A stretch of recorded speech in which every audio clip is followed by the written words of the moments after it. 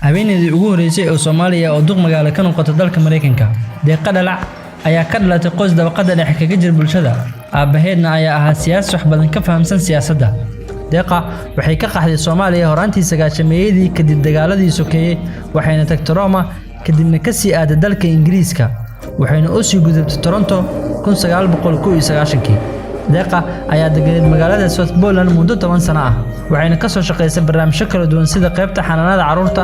qaybta guryaha ee magaalada iyo barnaamijyada caafimaadka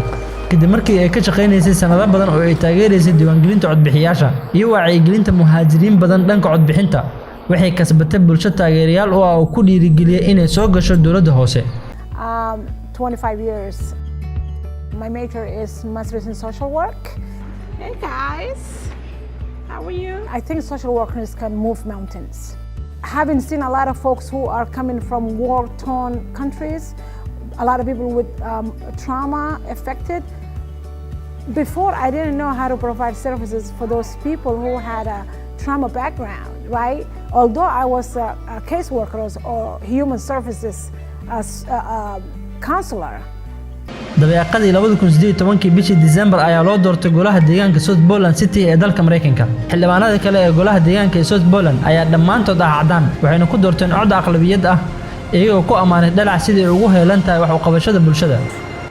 I did not really think the first time that voice is me, to be honest with you, but a lot of things happened between then and at that time, and I said, it's time, it is time. And I also have a lot of community members who are saying,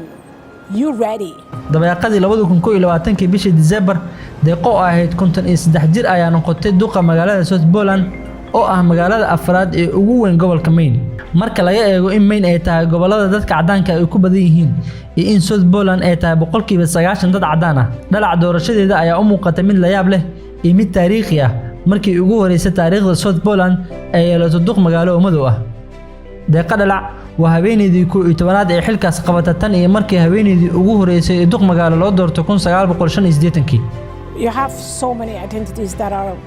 negative now, and we're talking about in 2018. And he said, you're a Muslim, you're black, you're a woman, and you're an immigrant, you have accent. All of those things don't really work, and I don't want you to do it. You're going to be opening a lot of doors for a lot of people. And I said, okay, it's a democratic house, majority rules.